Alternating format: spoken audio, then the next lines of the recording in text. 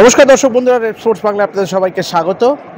Brisbane টেস্টের আজকে দ্বিতীয় দিন এবং আমার সঙ্গে এই মুহূর্তে আছে সুবায়ন এবং আমরা ম্যাচ নিয়ে আলোচনা করব। যদিও আপনারা সবাই জানেন যে গতকাল প্রথম দিনের খেলা কিন্তু 13 ওভারের বেশি হয়নি, কিন্তু আজকে কিন্তু এক মুহূর্তের জন্য কিন্তু খেলা বন্ধ হয়নি। গোটা দিনটা কিন্তু আজকে রৌদ্রোজ্জ্বল ছিল এবং তবে রৌদ্রোজ্জ্বল হলেও অস্ট্রেলিয়া কিন্তু খুব ভালো জায়গায় আছে সুবায়ন। দিনের শেষে রোদ বেরিয়েছে আর ঘাম ছুটেছে ইন্ডিয়ার আজকে।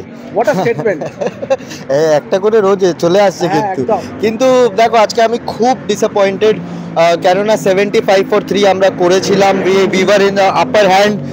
আমাদের কাছে ওই জায়গাটা ছিল যেখানে আমরা ভালো বল করলে we could have easily bundle Australia out for 200, but 200 or anything below 200 ওই অপরচুনিটিটা আমাদের কাছে ছিল। But again that same plan against Travis Head, একদম ক্লুলেস, ব্যাড ক্যাপ্টেন্সি, কোনো প্ল্যান বি নাই, একই জায়গায় একইভাবে বল করে গেল। ট্র্যাভিস হেড গোটা দিন কাট করে গেল, গোটা দিন ড্রাইভ করে গেল আর গোটা দিন স্লগ সুইপ করে গেল। এইটা ছিল ট্র্যাভিস হেডের খেলা।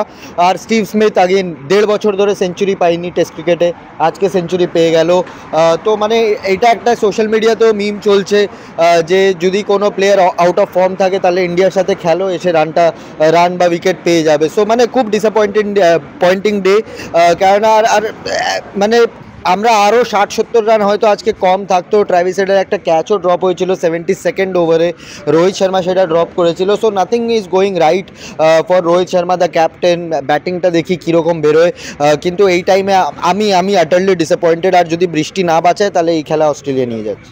না সেটা বৃষ্টি তো বাঁচাবেই ভারতকে। বৃষ্টি যখন মানে কালকে পূর্বাভাস আছে 90% চান্সেস অফ সার, কালকে পূর্বাভাস আছে 90% চান্সেস অফ সার। এমনও আছে যে পূর্বাভাস যে কিছু কিছু সময় থান্ডারস্টর্মও হবে। সুতরাং এই এবং মঙ্গলবারও কিন্তু একটা বৃষ্টির পূর্বাভাস আছে। সুতরাং একমাত্র ইন্দ্রদেব যদি ভর করে তাহলেই কিন্তু ভারত কিন্তু এই টেস্ট ম্যাচটা বাঁচাতে পারে, না হলে কিন্তু they have all the catching to do. কিন্তু সুবান, যদি হেড আর স্মিথের প্রসঙ্গে আসি, ওয়ার্ল্ড টেস্ট চ্যাম্পিয়নশিপ ফাইনাল গত বছর যেটা হয়েছিল ওভালে, ওখানেও কিন্তু 75 or 76 for 3 হয়েছিল। সেখান থেকে 285 রানের পার্টনারশিপ করেছিল এবং আমরা সবাই জানি বাকিটা ইতিহাস। Australia went on to win. আজকেও কিন্তু ঠিক তাই, 75 for 3। কিন্তু সেখান থেকে স্মিথ শুরুতে কিন্তু প্রচণ্ডই নড়বড়ে ছিল, বিশেষ করে ফার্স্ট 50 হি টুক আ লট মেনি বলস, কিন্তু সেকেন্ড 50, বিশেষ করে সেকেন্ড সেশনটায় Australia scored at a pace of 4.8 runs per over. সুতরাং ওখানেই কিন্তু খেলার মোড় ঘুরিয়ে দেয় ট্র্যাভিস হেড এবং Steve Smith.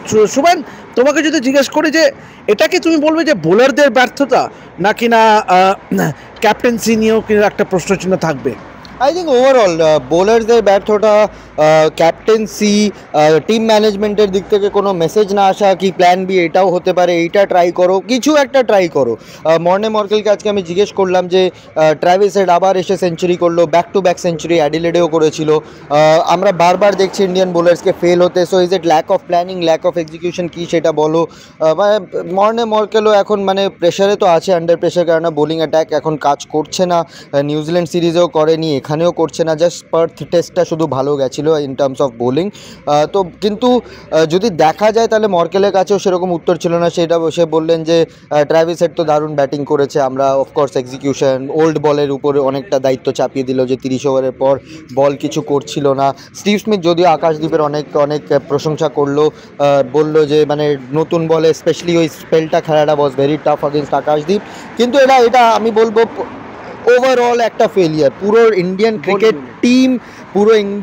Team including the team ম্যানেজমেন্টের ফেলিয়ার এটা, কেননা if you can't come up with a plan B. আর ট্র্যাভিস হেডের যে উইকনেস আছে আগেন শর্ট বল, যেটা ফ্লিক করে, একটা ফ্লিকেও ছোট একটা উইকনেস আছে, এই উইকনেসগুলো বাকি টিমগুলো কিন্তু খুব ভালোভাবে এক্সপ্লয়েট করেছে। তাই ট্র্যাভিস হেডের রান শুধু কিন্তু আসে, বড় রান আসে ইন্ডিয়ার এগেনস্টে বারবার।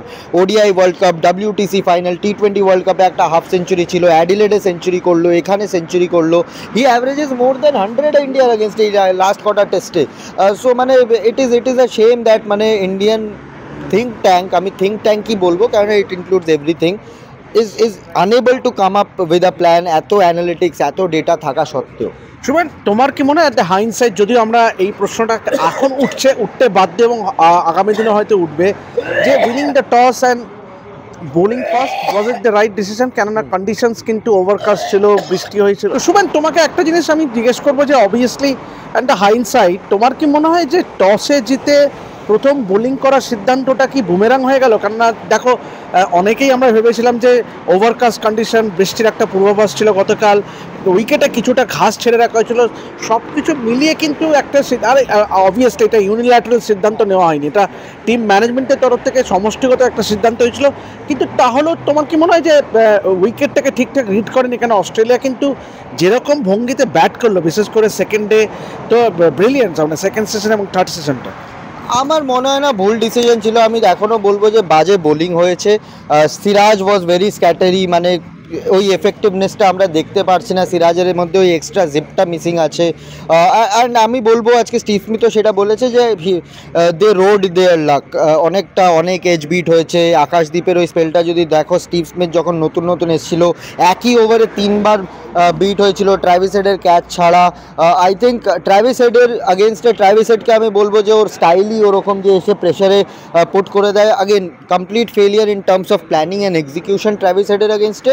আর আমরা জানি যে কুকাবুরা বল একবার পুরনো হয়ে গেলে it becomes slightly easier. So ইন্ডিয়ার বেস্ট বেট ছিল যে ওই 30-35 ওভারের যে মার্কটা আছে তার আগে যতটা উইকেট ফেলার, 30 ওভারের মধ্যে কিন্তু আমরা 75 for 3 করে দিয়েছিলাম। ওখানে যদি আরেকটা উইকেট আসতো আর্লি অন, ওই যদি স্টিভ স্মিথ যেটা খেলছিল এটা যদি এজ হয়ে স্লিপের কাছে চলে যেত, উইকেট কিপারের কাছে চলে যেত, আরেকটা উইকেট পড়তো, আর তারপর I think things would have been a lot easier for the Indian bowling team.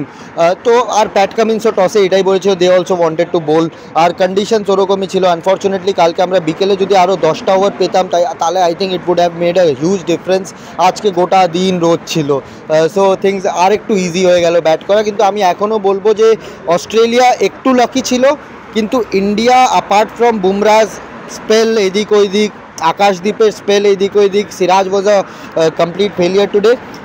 But overall যদি এরা আরেকটু কনসিস্টেন্টলি বোল করতো তাহলে আমার মনে হয় আরও বেটার রেজাল্ট হতো। অবশ্যই শুভেন, তুমি একদম ঠিক বলেছো, কারণ আকাশদীপ কিন্তু has induced as many as 35 false strokes from the 46 false strokes. আমি একটা ইন্টারেস্টিং স্ট্যাটস বলি, ক্রিকেট কতটাই funny game. Jasprit Bumrah 45 false stroke ওই করেছে, ইন্ডিউস করেছে, সেখানে 5টা উইকেট পেয়েছে। আকাশদীপ 46টা করেছে, একটা উইকেট পায়।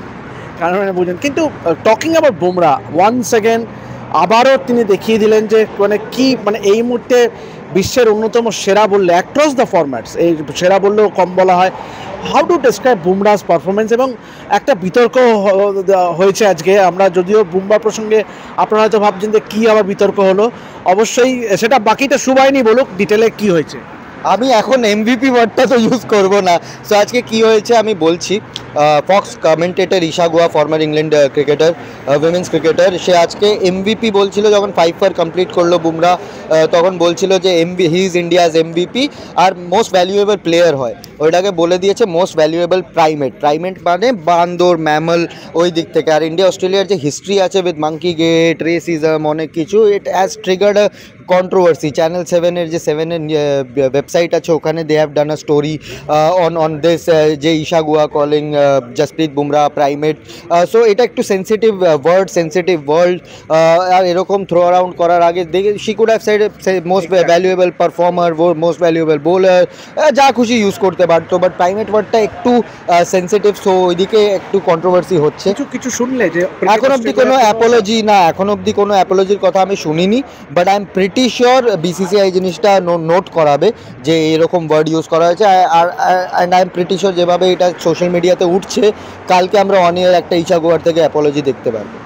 অন দ্যাট নোট আমরা আশা করবো যে ঈশা গোয়ার থেকে কালকে আমরা একটা অ্যাপোলজি আমরা দেখতে পাবো, কেননা দেখুন এই ধরনের কথা বলাটা কিন্তু অভিপ্রেত নয়, কেননা এইরকম একটা সেন্সিটিভ টার্ম যেখানে কিন্তু বিতর্ক, আমরা জানি যে এই অস্ট্রেলিয়াতেই মাঙ্কি গেট নিয়ে কীরকম বিতর্ক হয়েছিল। তো অবভিয়াসলি অস্ট্রেলিয়া 400-র ওপরে রান, অ্যালেক্স ক্যারি যেরকম ব্যাট করছে, যেরকম স্ট্রোক প্লে করছে, তাতে কিন্তু অস্ট্রেলিয়া রানটাকে বাড়িয়ে নিয়ে যেতে চাইবে, কিন্তু ইন্ডিয়া কিন্তু চাইবে যে যত তাড়াতাড়ি অস্ট্রেলিয়াকে বোল আউট করে দেওয়া।